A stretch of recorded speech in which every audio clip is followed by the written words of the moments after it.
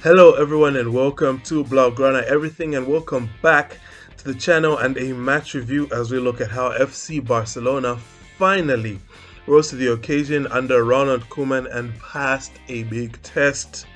In truth, it was a match of quite a few firsts for Barcelona this season and for La Real, I guess. First time we came from behind to win a game under Ronald Koeman.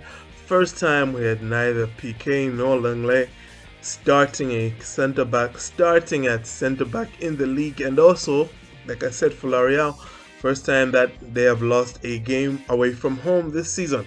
So in this video we're going to take a quick look at how the teams lined up before talking about Barcelona's performance on the night, then discussing negatives and positives from the game, as well as picking our man of the match. Now, a quick reminder to hit like and subscribe if you're enjoying this video so you can stay up to date with all the coverage of all things Barcelona on this channel.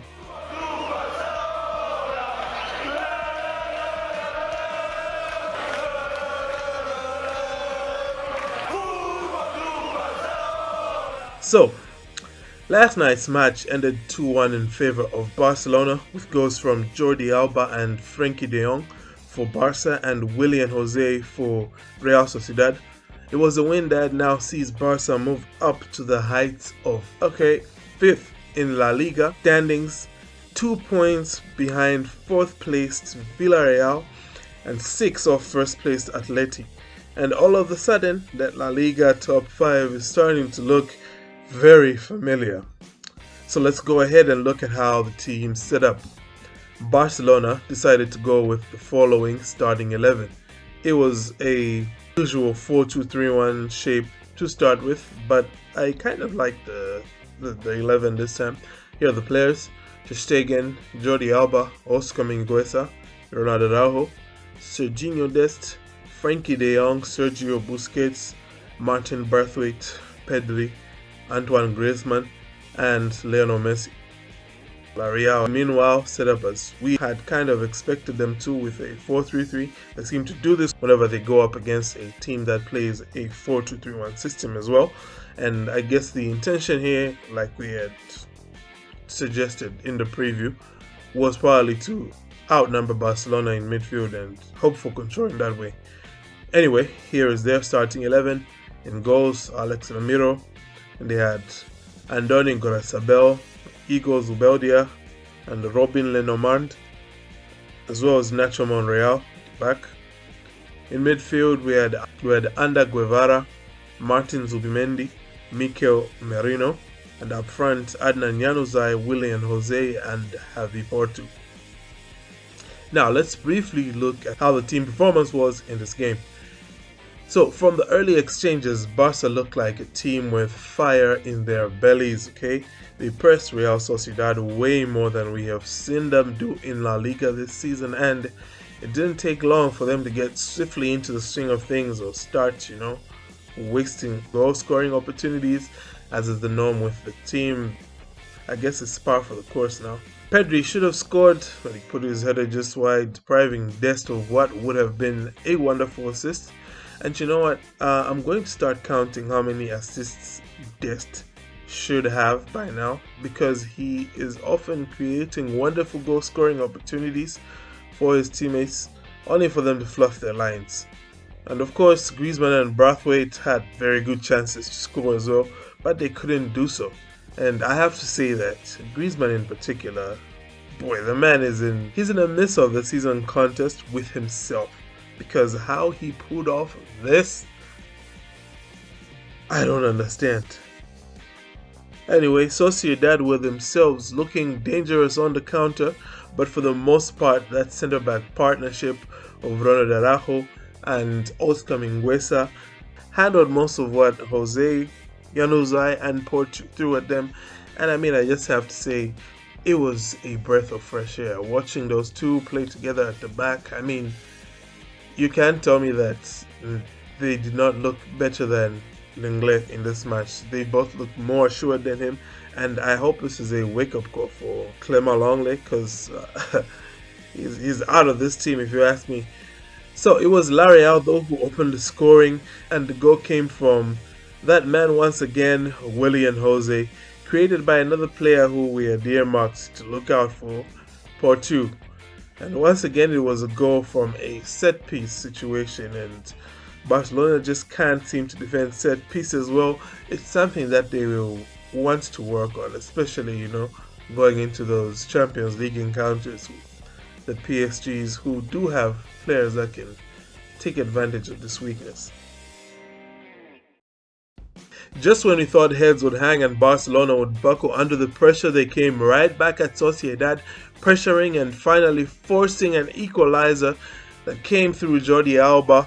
Wonderful goal by him on his weaker foot, with only just 4 minutes elapsing from L'Oreal's goal. The equalizer then seemed to give Barcelona more verve, and 4 minutes from the break, they took the lead through the outstanding Frenkie de Jong. 2-1 was eventually how the score would stay, but not for a lack of trying from both sides, as the second half saw both sides create a plethora of chances, but Barca were able to hold out for the win thanks to the inspired defensive efforts of Pedri, as well as the defiant goalkeeping of Marc-Andre ter Stegen. Yes, this was one of his pedal nights. No errors from him today. I actually think he had a very, very solid match here. Sociedad, though, will feel like they could have got more out of this game, and they will have a point. There are some chances that they probably should have scored from. But ultimately, I believe the match score was a fair reflection of the match as a whole. So, we can quickly talk negatives and positives. My negatives are very few, in fact. I only have one in particular, and that is, as usual, wasting chances.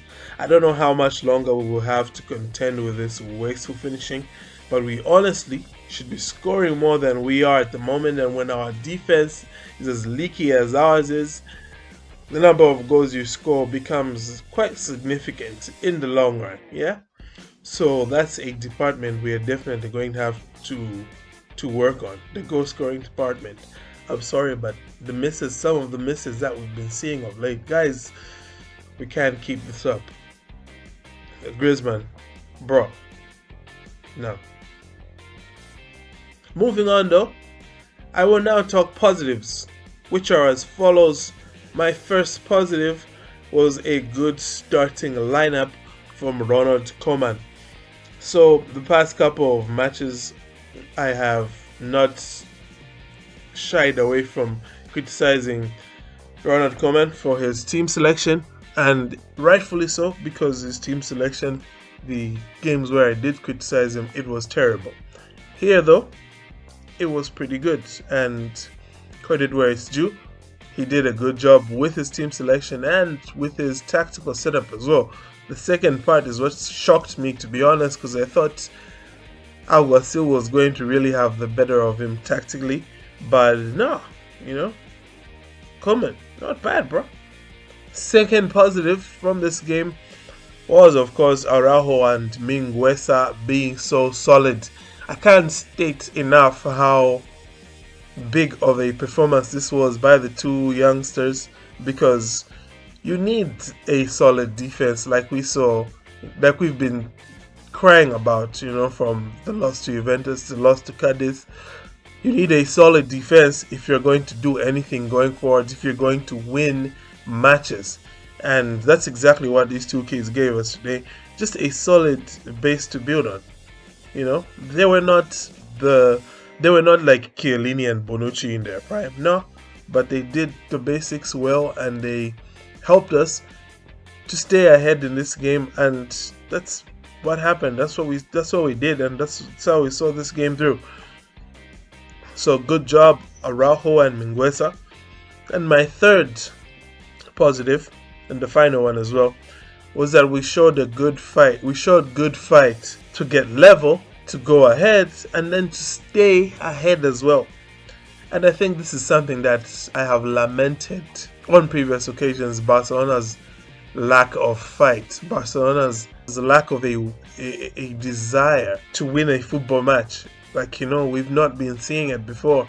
Even as recently as Levante, we were not seeing it. But here, though, I think we saw it in spades from start to finish.